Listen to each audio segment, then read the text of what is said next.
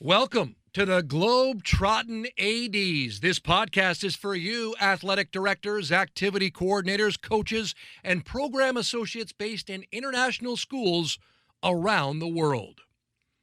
The Globetrottin ADs is proudly hosted by Nick DeForest from the American International School of Vienna and Matt Fleming from the American International School of Budapest. Here they are now, Nick and Matt and the Globetrottin ADs. Hi, everybody. Welcome to this week's episode of the Globetrottin ADs. We have a special episode today. We're talking to folks who have transitioned into new positions in new jobs, new schools. They're either a brand new AD or transitioning to a new country. So we're going to talk about the ins and outs of moving on to a new job. Some of us have been through it. Some of us have not. And we're going to find out the challenges, the pitfalls, and the positive outcomes from this experience. So we want to welcome our guests today. Before I do that, though, I'll turn it over to my partner, Nick. All right. Thanks, Matt. And I guess the not was at me, right? I've been in one school, haven't moved anywhere. So I don't think I'll add too much to the conversation today, maybe just the moderator. But we'll see. But yeah, we're glad to have Craig Wislang, who's in Lausanne right now, and Lachlan Macgregor, who is in Kuwait. So, guys, welcome. Thanks for joining us. And just start us off. Maybe Lachlan, you go first. Give us a little background. Sure. Well, thanks for having me on. So I'm originally from Exeter, Ontario, Canada. I spent 2 years teaching in Ontario before I went the international route. And before coming to Kuwait, I was teaching at the American School of Marrakesh in Morocco. During my time there, I was a whole school PE teacher, and during my last year there, I actually got the opportunity to work as the upper school activities coordinator, organizing various athletic events and different clubs and activities for the students.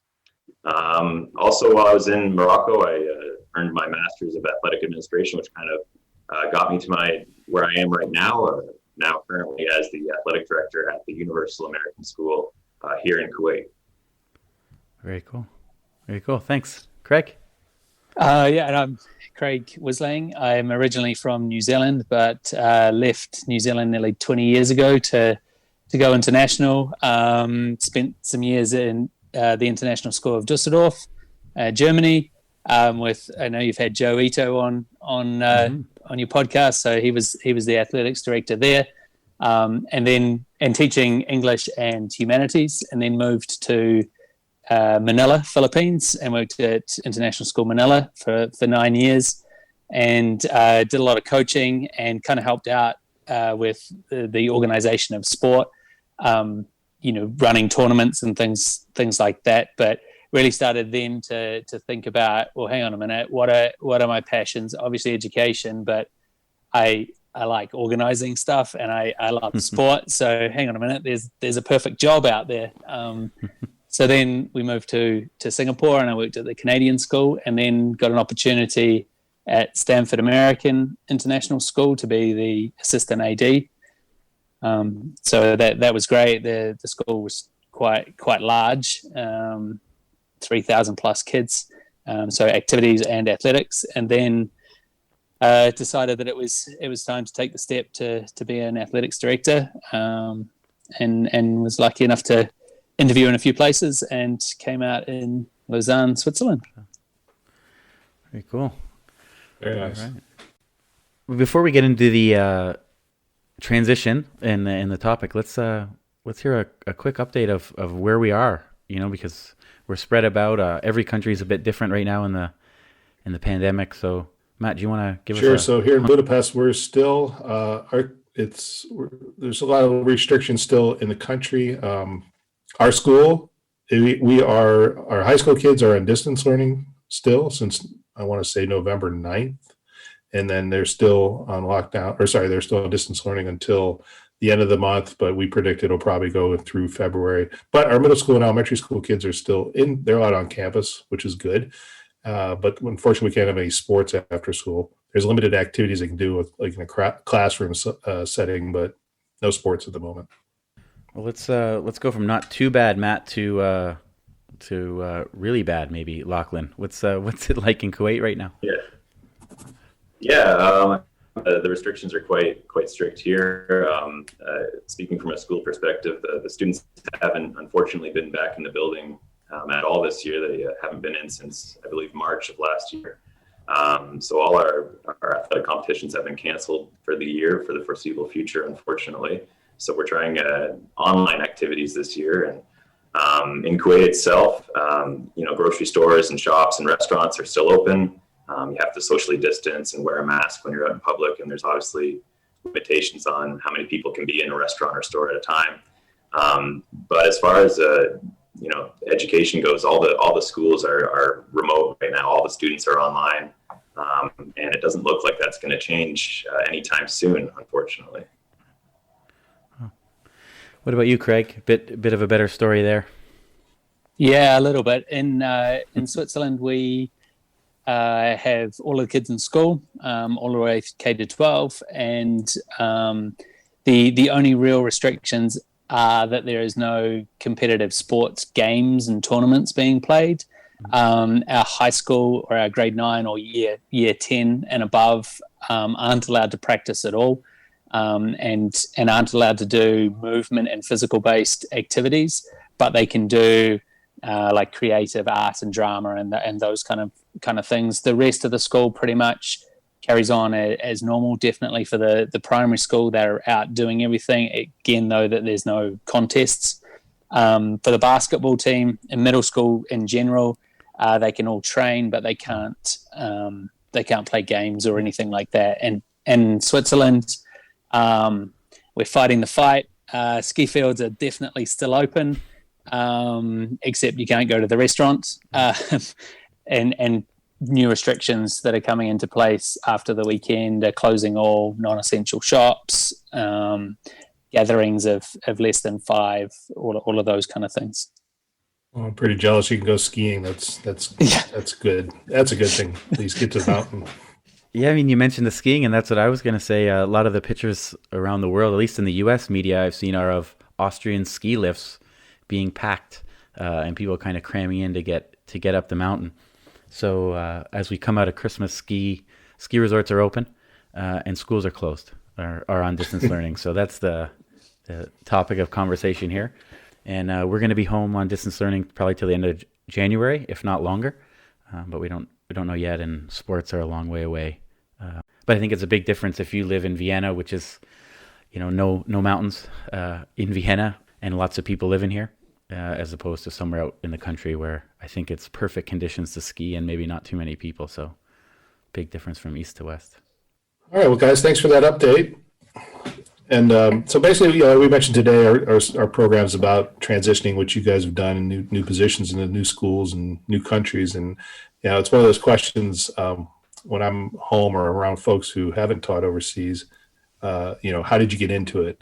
And of course, as we know, everybody gets into lots of different ways. And I think for us as educators who want to go abroad, of course, it's a leap of faith. You have to take that jump to go out and see the world and find these jobs. So we're going to talk a little bit about and ask you guys, how you got your jobs and what was the impetus for you to come overseas and or what was the reason maybe for leaving your previous job. So those are my opening questions for you guys. How did you get your current jobs, and how did you know you were going to leave your previous school? Well, I guess I knew I was going to leave my previous job in January. I informed the school that I was going to be leaving. And I was there for 4 years. I was able to also run a few basketball camps at the school and outside of the school as well, a private basketball academy as well. But I just figured it was kind of time to move on and try to move up to maybe a slightly larger school and see if I could maybe find an assistant athletic director position, or if I was lucky, an athletic director's position. And, I was lucky enough that somebody I studied with for my master's, she was telling me there was an opening at her school for a high school PE teaching position. And at that time, I didn't have any leads or anything. So I interviewed for the position, and it went really well. And then based on my credentials, the superintendent ended up offering me the athletic director position, which is something that kind of came as a surprise. And it was something that I really wanted to do for a number of years now. So I figured it was a perfect opportunity. And here I am, my first year as an athletic director here in Kuwait. So that's kind of how I ended up here. Fell into it. Don't hear that too often. Go ahead, Craig. Sorry. Yeah, I think for me, right at the start of my career, how did I get into it? I was going to do like most other New Zealanders do, and go and head to London and try and make a life earning pounds and be with half of the rest of New Zealand's youth in London. And my assistant principal said to me, "Hey, have you thought of this international teaching business? You know, I was in Korea and da da da da." And so I spent all the money I had and went to a job fair and came away with nothing. And then got called up a couple of months later saying, you know, we have a job in Düsseldorf. Do you want to come? And I, you know, that's kind of the start and the end of the story kind of thing. And I think one of the real values is I could never remember or understand why there are still teachers in New Zealand or in the US or wherever. I mean, there's this whole international business going on. Like, you know, get over here, and, right. and you know, obviously it's not for everyone, but it you know, you can definitely make a good crack of it being overseas. And I think for me to get this job, I had decided about sort of October, I guess, of the previous school year that it was time for me to leave. The structure of my previous school had changed and the administration had changed. And so it was just the right time for me to leave. So, you know, and obviously a lot of us in international teaching and education have to give up your position or to show your intent potentially before you've got anything to go to. And I think that's also what makes this a very unique situation and time that Lachlan and I and a lot of other people around the world were just really lucky to get things sewn up and to be able to find jobs during a pandemic. So, and I think a big piece of it is word of mouth, and probably we'll talk about that a little bit later, but getting known and starting to develop a network of people, I think is really important. Yeah, I'm amazed too that people are wanting to make that. I mean, my hats off to them for folks who are making those changes this year as well, because you'd think this would be a time where you want to just hunker down and maybe wait another year, but there's people out there who are still hungry to see the world and go to new places, and I'm amazed. I wouldn't do it, not right now. I mean, I have other reasons as well with family reasons, but I think really get out there and put yourself out there in this time is pretty courageous for sure. So with his moves this year, would you guys describe them as lateral or upwards or maybe a downward change in your career path? I think for me, it's definitely a step up. You know, obviously going from an assistant AD role to an AD role, the size and the scale of the program is different, but you know, definitely having the title, as it were, is a step up and you know, a step in the right direction for other career moves for sure. Yeah, and same for me. I would say it's an upward step for myself as well. You know, being in Morocco for 4 years, primarily as a teacher and trying to get a job as either an assistant athletic director or athletic director. This is definitely a step up for me. Going to a slightly larger school with a slightly more developed athletics program as well. It's definitely putting me on the right track, I think, for future opportunities as well up the road. So I would consider it a step upward for myself. Cool. Yeah, one of the things we always like to say with professional development is that it's great for folks to put in their resume, to put in their professional repertoire. What role would you say professional development has played in your getting these new jobs for this year? And we'll just keep it with you for Lachlan. You can start off. Well, I mean, I guess, during, like, I keep coming back to, I was studying my master's of athletic administration. That was kind of what I was working on while I was teaching in Morocco for about 2 years there. It essentially got me this position because like I said earlier, I was just trying to find a job because I was leaving Morocco with no real leads, not really sure where I was going to end up. And I applied for this. It was a high school PE and health teaching job, and they offered me that position. And then when the superintendent saw that I had this extra piece, that was enough for them to offer me the athletic director position. So it was a no-brainer for me. And like that definitely helped secure the position that I've always wanted. Kind of taking those extra courses to get qualified in this area. Cool. Yeah, and I think for me, I'm a little bit older than you, I think, Lachlan, and so a lot of my professional development had been around teaching and leadership and things like that. And it was only when I started to make connections with other ADs that I joined out with the Globetrottin ADs and the virtual conference that you guys had, and then the NIAAA and the NFHS, and then really started to see the different professional development opportunities that were out there directed at being an athletic administrator. And whilst I don't think it necessarily helped in me securing this job, it's definitely helped me during the lockdown time when we were in Singapore to upskill myself. So when I came into my position here, I had a lot more knowledge under my belt to start with. Right. It's funny, Craig, you just took the NIAAA CIAA exam as Matt and I had done. And it's interesting because those early exams from the NIAAA, whether it's the US-based one or the new international one, they're really geared for people that aren't ADs yet, to take it, to get the experience, to get something on their resume, kind of like what you said, Lachlan, to have that, to be able to get you the job.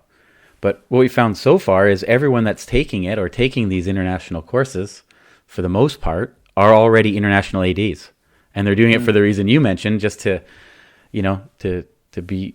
become better professionally, not to land the job. So wonder when that switch will go to having more teachers. I don't know, Matt, do you have people in your school that aren't ADs that are taking AD type classes to try to get the next job? One of our PE teachers he's working on his master's degree, and part of that is taking some of the NIAAA courses, which he's getting credit through for the program he's involved with. Right. But he's definitely interested, and hoping one day he'll get an AD job. I'm just not sure when or how that path will go. I think his first goal is to get that master's degree. Yeah.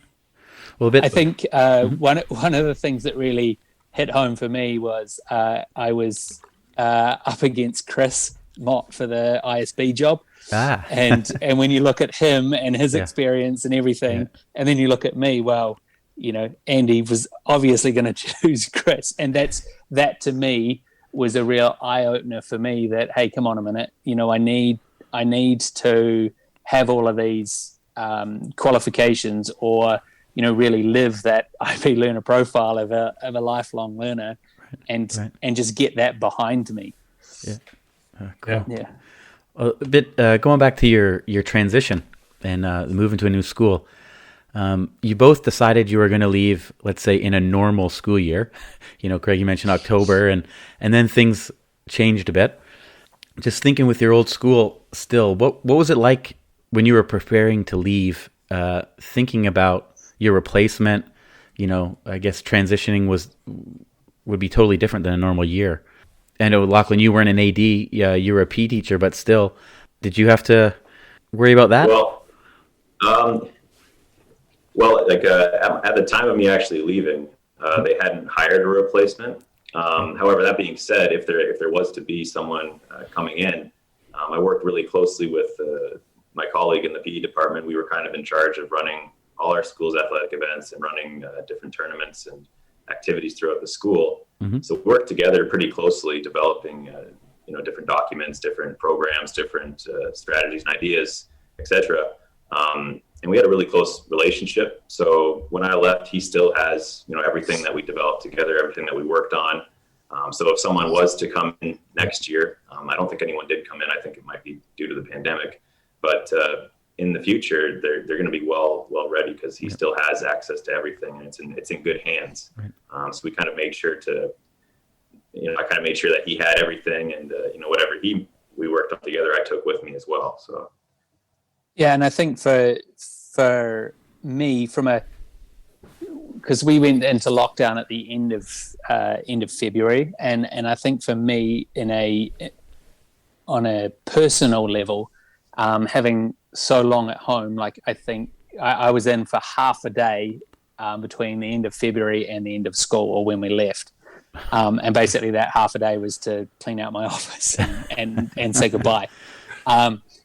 But what I think that made the exit quite easy, because you'd already kind of stepped back from the people around you a little bit, and also your role. I think a really important thing is that you've worked really hard for the last however many years to develop the program and your programs into the best that they possibly can be, and so we all have a vested interest in making sure that they continue that way as well. And so I think, again, like Lachlan said, it's really important to put all of those pieces of information on paper, and whether it's down to contacts, like who do I contact for the referees, or who's going to bring in the sandwiches for the coaches, or all of those little contacts that you have in your phone that you might not necessarily think of in terms of running a program, but they all add up to how great your program was that you developed. And so obviously Google Docs and things like that is super important, and was really well utilized, I think, in transition. Yeah, it can be a useful little manual, or a little notebook of some sort, like a standard one you could put out there for folks that, here's what you do if you're leaving a job. You don't want to leave anybody hanging, for sure. Yeah, totally.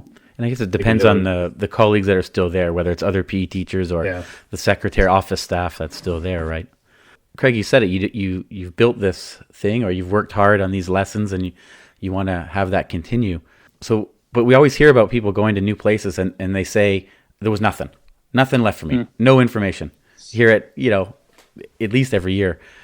What about your new side? When you got to where you are now, what was there for you?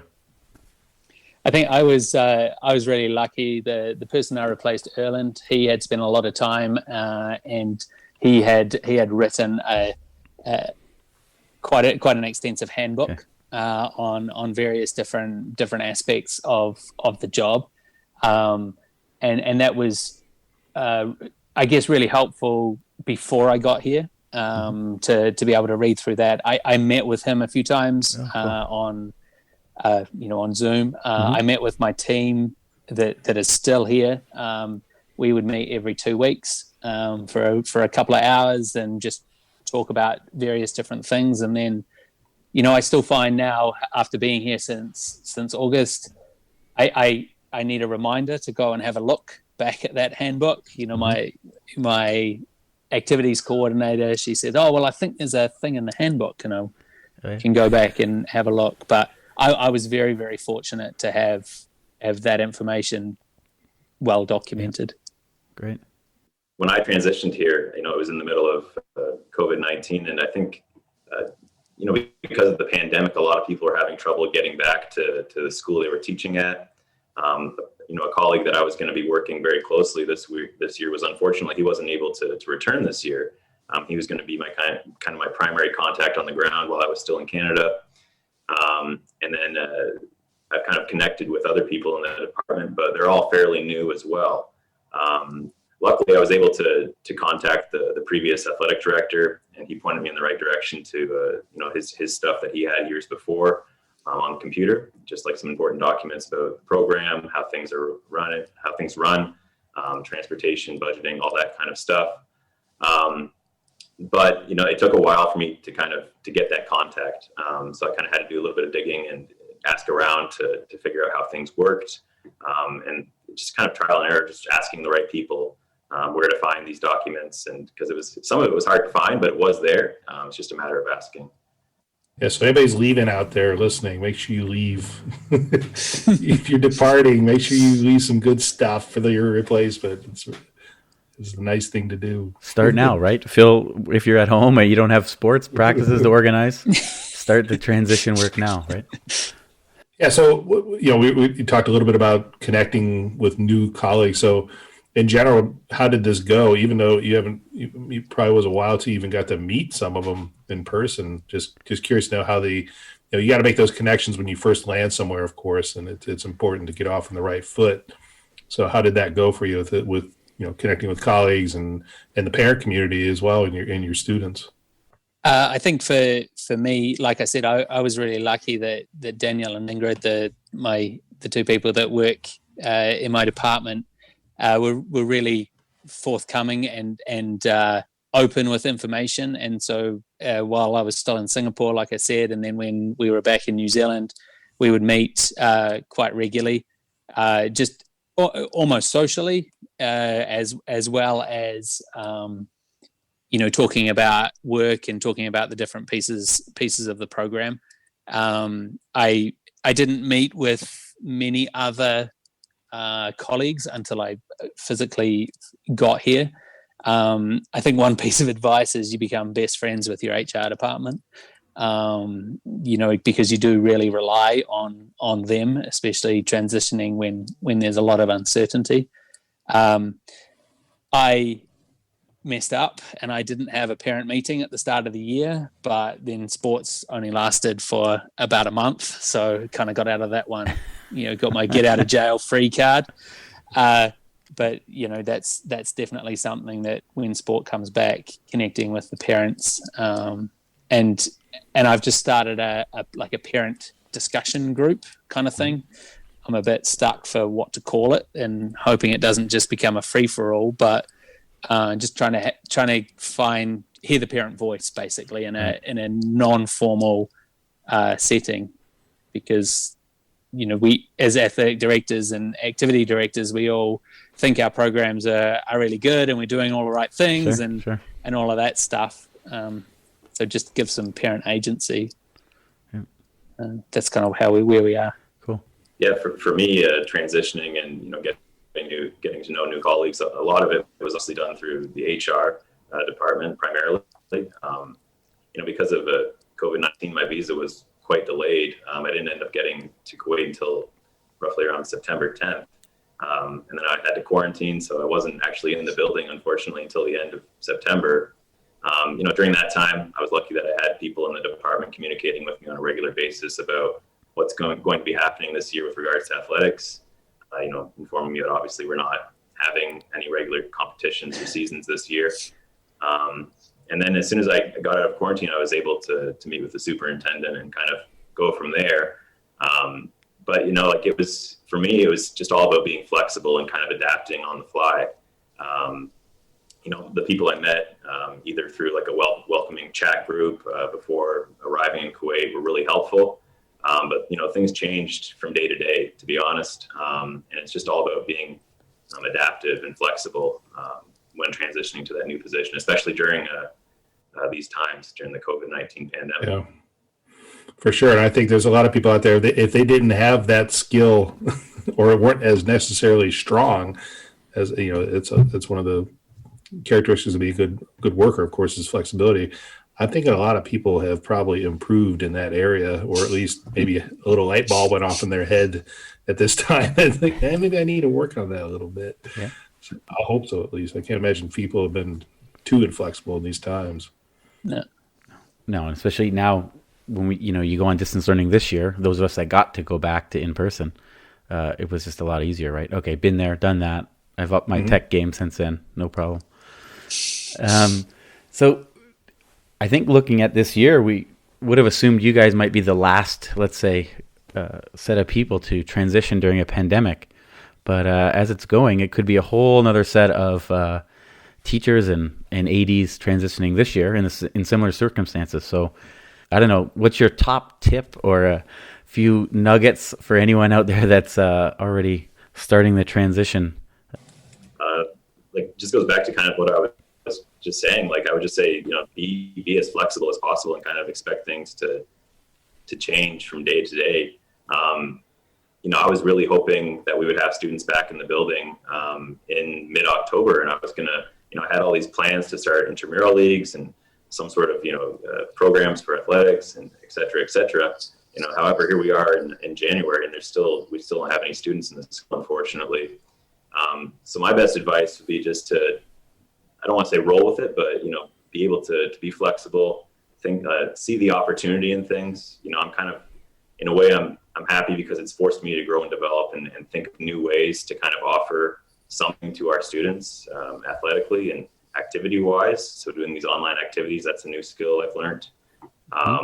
That's just kind of my big takeaway, is looking for the opportunities and things, and being flexible as things kind of develop, because you never know what's going to happen, and your plans can change in an instant. So that's my number one tip, I would say, is definitely just being flexible. Awesome. Yeah, I would totally agree with Lachlan. I also think it's really important to see this as an opportunity rather than a problem.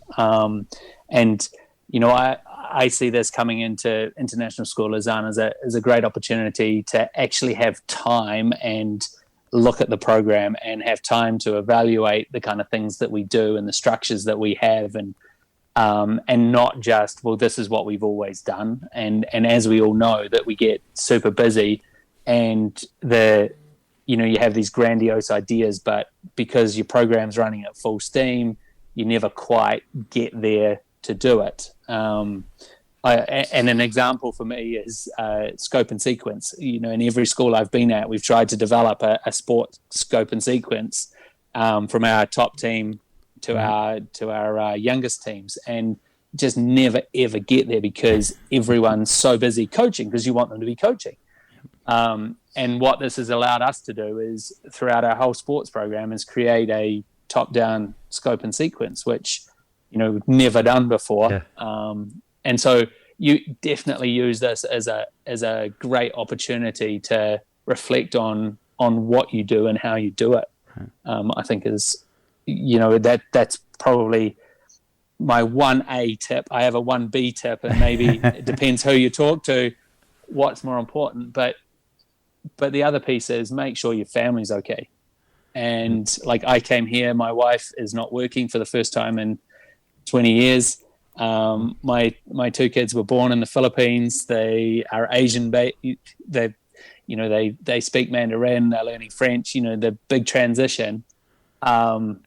And now it's freezing cold outside. And what it's allowed, we've been really lucky that the transition has been smooth. But I think it's really important as well, because we're only as strong as our support network around, and I'm really fortunate that my wife's super supportive. So I've got to look after her as well, and my family. Yeah, great. She'll probably listen to this later and go, yeah, you need to do a better job, Craig. You're saying that, you're telling the world that you're doing, right. Yeah. No, I mean, that's obviously an important factor, right? And probably a reason right now that people aren't transitioning as much as normal, from that uncertainty of the other side. Yeah. Craig, I don't actually have a family yet, but I really do agree with your first tip there. Being able to kind of reflect and look at the program. This is my first time as an AD, so in a way, it's given me the chance to learn more about what the program has been like before I got there, and to connect with some of the coaches who have been there, and to connect with the former athletic director, and just kind of discuss, some things that they thought could maybe be changed in the future, and maybe take this time, like you were saying, to kind of think of ways to implement those changes. So I would totally agree with that as well, even as someone who's very green to this position. Yeah, in some ways, not a bad time to transition to a new school and a new job, because you don't have to worry about when practices are, and when's that bus leaving, and those types of things, right? You can settle in, I guess. Yeah, totally. And I think it's just any time you transition, some of those things can make and break I think another really important thing is to, we talk about honoring the game or honor the program, right? Like honor what's gone on before you, because there were obviously, people were in their positions because they were good at them, or people saw value in them. So, not coming in and being a change agent, but you come in and get to know the programs, and then you can make informed decisions or directional changes. Well, we also want to talk about, being a brand new AD in a normal year. Doesn't have to be a pandemic year. Also, a topic I really don't have much to talk about, because even though I do the job of an AD, I have a fantastic boss at school here. I wasn't moved overseas to jump into school. I was already here, and we work well together. So I've never been like the new guy with everyone looking at me saying, "This is your program, let's go." But you three have in different forms. Matt, why don't you kick us off? And what was it like being a brand new AD, either in Riga or in Budapest? It was, well, I'd say my very first time overseas, I was just wide-eyed to everything, and we landed in Riga in Latvia, and the school had never had a full-time PE teacher. I was doing that for multiple grade levels, from like first through second grade through 12th grade. They had never had a sports program, so I got to start that from scratch, which was a lot of fun. So it was a little daunting at first, but then I got a chance to go to an AD's meeting and meet some other folks who had been in those jobs for a while, and I was really surprised about amazing things we could do. So really, as nervous as I was and uncertain about everything, once I found out more, it just kind of like opened more doors and more opportunities, and more opportunities for our school, more opportunities for me as a professional. So it was a really unique time to take advantage of. So, not that I didn't make mistakes along the way, because I certainly did, but it was a lot of fun. Looking back, it was a lot of fun getting those things going, because it seemed like for a while everything I did was well received, and everybody's excited because it was all brand new and we could do all these things. So it was great. Well, what about coming to Budapest, though, where there was an AD before you, someone who'd been there for quite a while? What was that like? Yeah, so that was a big move, because going from a much smaller school to a larger school, it was a completely different type of program in the amount of programs or teams that were on offer, and the seasonal rotations, and the hosting obligations throughout the year. It was doing about 5 to 10 times more than what I was doing in my previous school, much smaller school, but I didn't have the teaching load, which was a lot different as well. So a lot of baptism by fire, but I had good support and a good system in place from my predecessor. What about you, Craig, working, being assistant AD last year and then having this program? Yeah, I think it's really important when you get to a place and you're new, and like you say, everyone's eyes are looking at you, that you are very careful about the battles you choose, but also that you spend time, like I said before, listening to people, getting to know you, and so many conflicts and difficult situations are solved by just listening. Parents ultimately can come in and they actually just want to be heard. I remember in one of my first weeks, I had a parent come in, and everyone's like, "Oh no, what's going to go on here?" Comes in and he takes off his jacket and he puts it down and rolls up his cufflinks off, and does the whole performance thing. And I just sat there and chatted with him, and he had a very valid point, but he felt listened to. And then the situation was solved. There was no issues. I wasn't bending over and lying down to what he wanted or anything like that. So I think it's really important to, as a new AD in a school, to take those opportunities to meet with people and to meet conflicts or pain points head on, and then also ask for support. Because I think one thing that I've really come to know is that teachers, we talk about collegial support and cooperation and collaboration and all of that stuff, but I think the AD community is far more open to sharing than potentially the person down the hallway. in an educational setting. Like we had a phone call this morning, and Right. More came out of that 20-minute conversation than just trying to work things out for myself. And I think that's one of the great things about the AD community is we're kind of an open book. We're sharing stuff.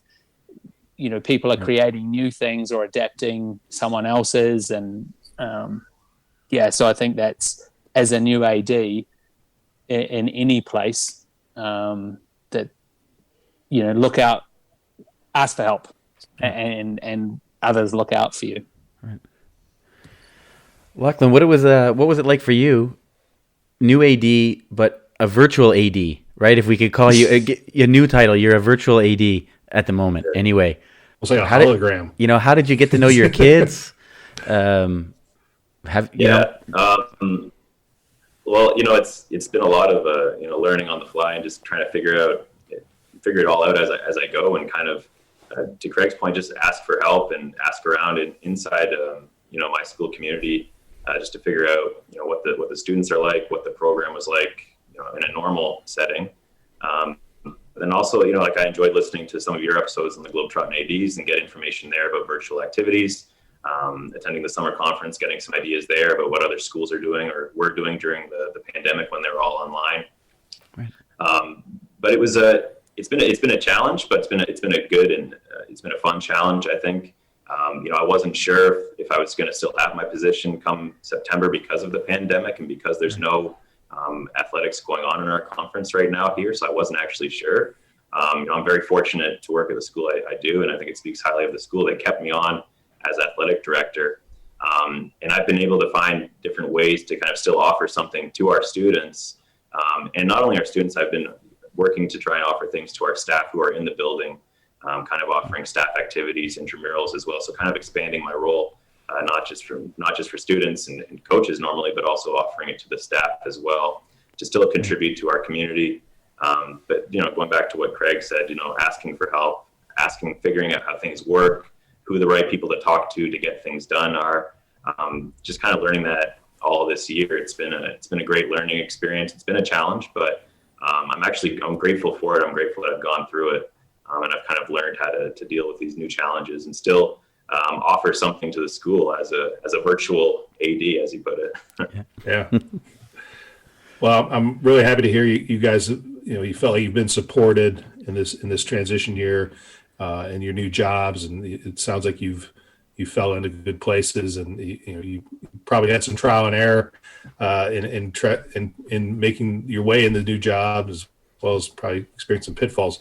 But if either of you, whoever wants to answer first is fine, or if you don't want to answer, it's fine too. If there's anything you could change from this experience, what would it be besides not having a pandemic? But if there's anything, maybe you came across that was maybe didn't work out for you, if there's anything you would change from this experience, what would it be? I think when you move countries, you need to come with a big wallet. And when you get to a place and you're like, our house looks like an IKEA showroom, but the problem is you can't go to IKEA and walk out without spending a fair chunk of change, and then you leave one place and you might get some money from tax, or you might get some bonus or whatever, and you if you're not careful, and it depends again where you're going to, right? But I would change how I spent money at the start, and be really careful with that. There's excitement about being in a new country, and I need a European car, and I need all of that stuff. So that's one thing that I would change for sure. I think, especially going to Switzerland. Yeah, exactly. Right. That's a great tip for Dave Horner, who's moving to Switzerland this year. So, Dave, I know you listen. Sorry, Craig, go ahead. It's easy to drop some. Yeah, for sure. You drop a lot of change, and in Switzerland, the change is big notes, basically. And I think the other thing would be, and again, it's completely not related to school, but really think about what you bring. Like depending on where you are moving to and from, through the years, moving from from Manila to Singapore, we downsized considerably, and then moving here, and you think about when you open up your shipment, it's like, why did I bring that? Why did I waste, this much space on that thing? So, yeah, those would be things I would change. Nothing to do with my job because I love it. Yeah. Well, I mean, I love my job as well, but one thing I wish I would have done more of before I got here was being more persistent at getting contacts within the athletic conference that we're part of, getting contacts within the department at the school, even more so. And I wish I would have started the online activities even sooner, because I was kind of anticipating that the students would be back in by October. Obviously they weren't, so I wish I would have started that earlier, and that might have helped drum up even higher levels of participation than we're having right now. But it's all working out, but I just wish I would have started a bit earlier.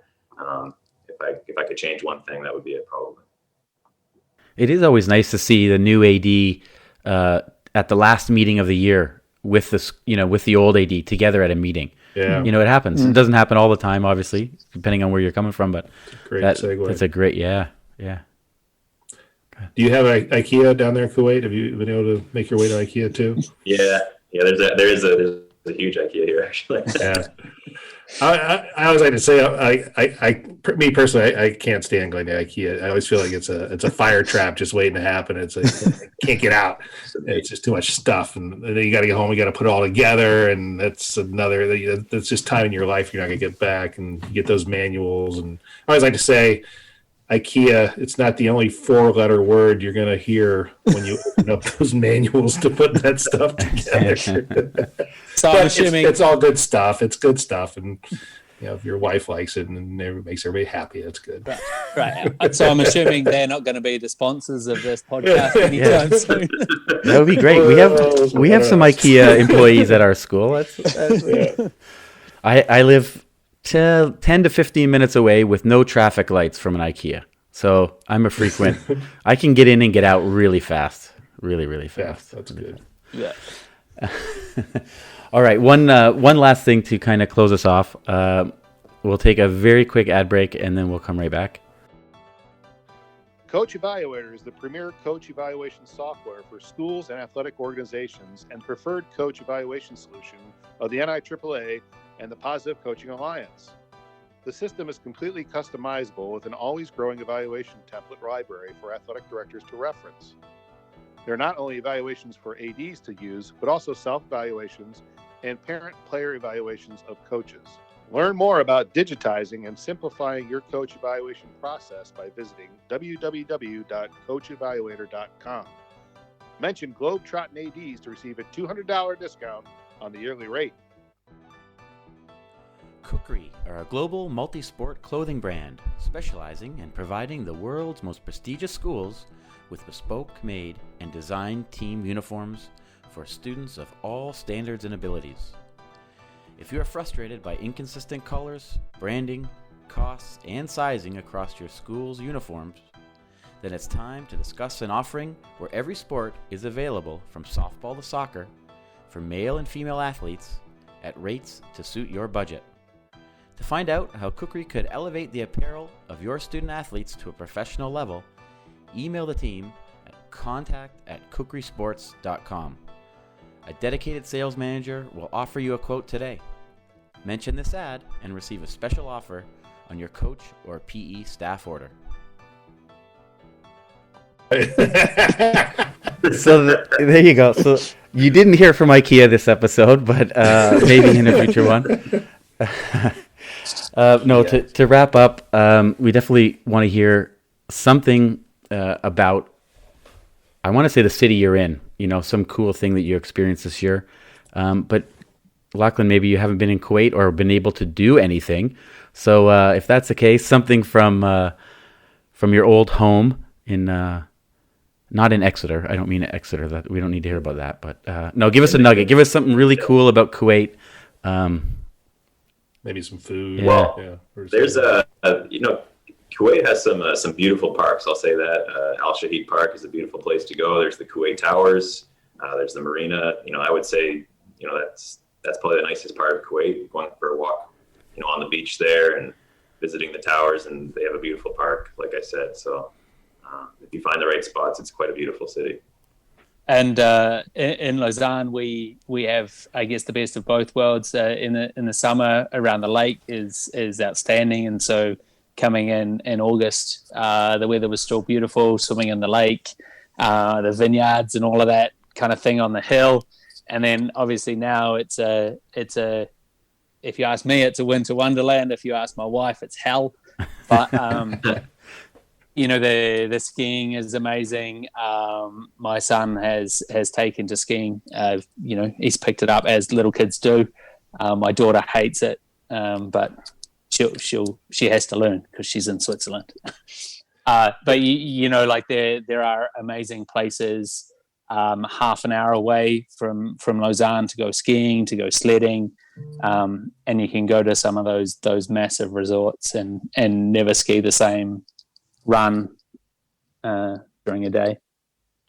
Yeah, there's also I've been fortunate to been to Lausanne a couple times, and there's a fantastic transportation museum there for kids, which is really cool to check out. All the trains and machinery and stuff. So if anybody out there ever makes their way to Lausanne, I always say hi to Craig, but hit up that transportation museum. It's really cool. And sorry, Nick, it's also the head of the IFC. So there's the Olympic, there's a big Olympic museum here. Mm-hmm. I haven't been there yet. Well, I'm definitely jealous because we talk about going to new places and different places for conferences, but I haven't been since over a year. I haven't left Austria. So at least you two guys have been to a couple new countries and seen some things. So I'm definitely jealous of that. Well, thanks, guys, for joining us today, your insights. And, like I said earlier, I'm happy to hear that you've landed well. And it sounds like everything's going good in your new jobs. And, as we all are thinking and all hoping for, we'll be back into the regular flow of our jobs here soon. But I think it's still probably going to be a little bit. But just want to wish you guys all the best in your new jobs. And eventually when you get back into planning tournaments and running logistics and all that stuff. So all the best. And thanks again for joining us today. Yeah, thanks a lot, and thanks for what you guys do. It keeps us all engaged and up to date with what else is going on around the world. Thanks, guys. All right. Yep. All right. See you next week. Until next week, this has been another episode of the Globetrottin ADs.